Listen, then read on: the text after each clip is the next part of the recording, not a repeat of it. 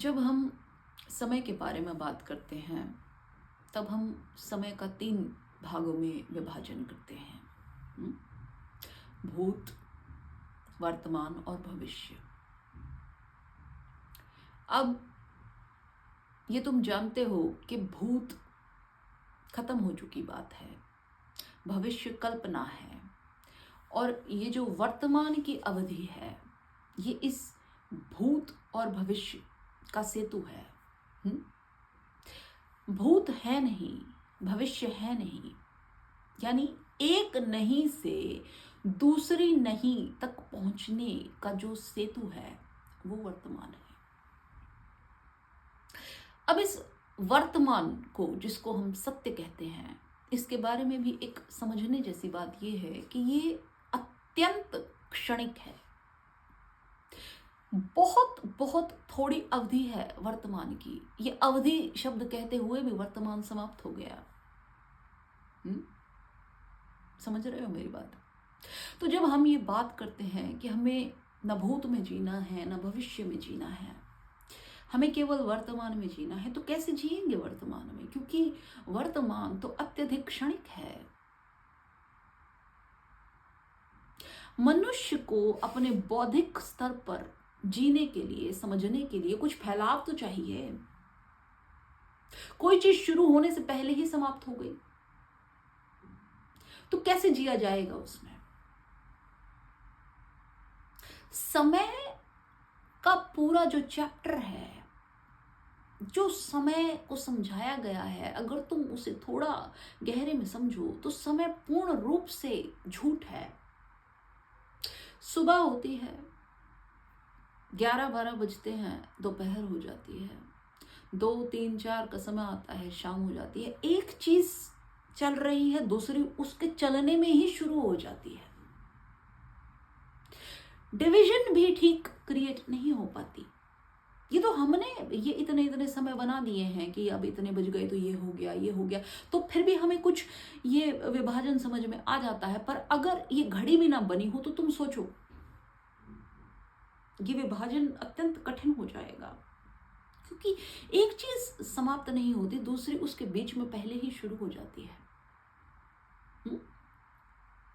तो ये जो वर्तमान का क्षण है ये बहुत क्षणिक है।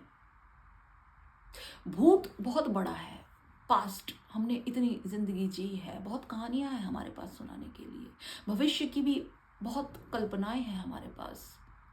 इसलिए तुमने देखा बहुत लोग या तो पिछली बातों को ही याद करते रहते हैं या अगली बातों के बारे में ही सोचते रहते हैं। पर वर्तमान में इतना कठिन है जीना, क्योंकि वर्तमान के पास कोई फैलाव नहीं है।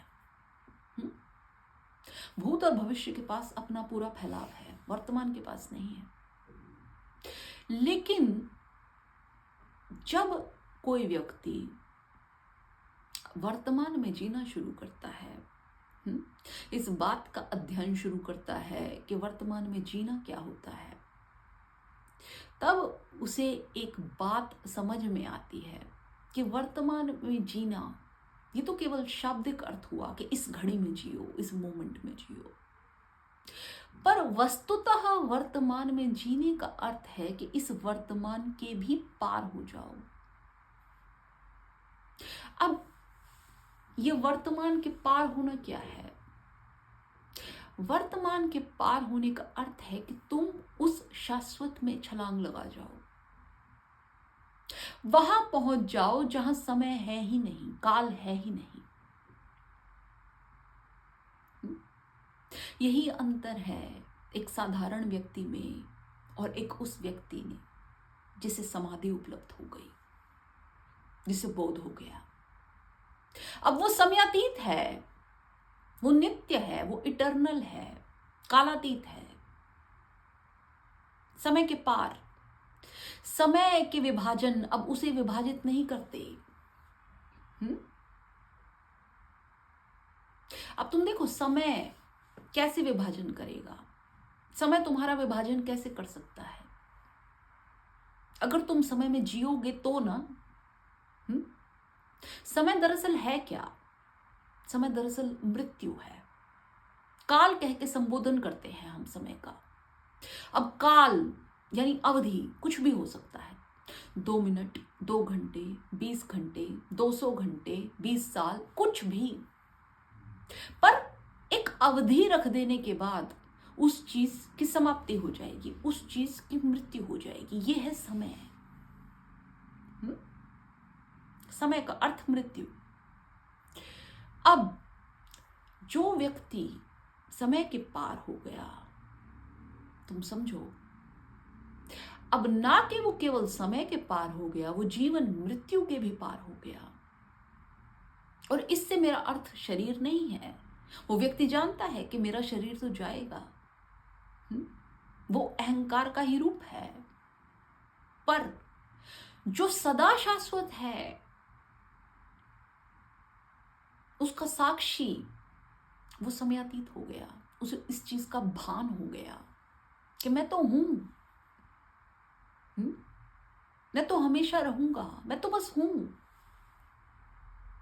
वो अपनी नित्यता में आ गया, अपनी इटर्निटी में आ गया, उसे अपना कालातीत रूप समझ आ गया।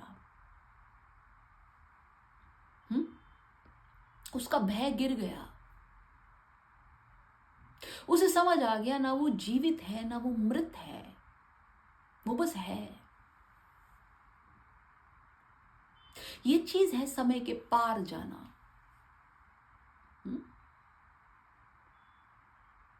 और जब तुम समय के पार जाते हो, तब तुम्हें यह भी समझ आता है कि समय से जुड़े तुम्हारे सारे अनुभव गिरते हैं, सारे अनुभव समाप्त हो जाते हैं।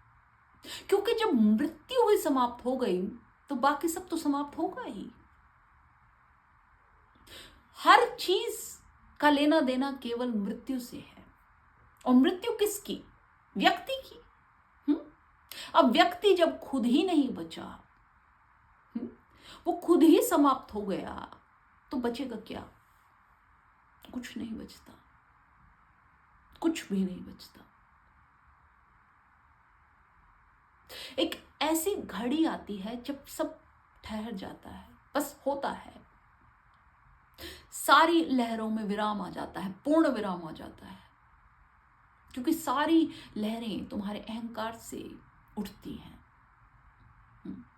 अब जब अहंकार गया, अहंकार की मृत्यु हो गई, तो कुछ नहीं बचता।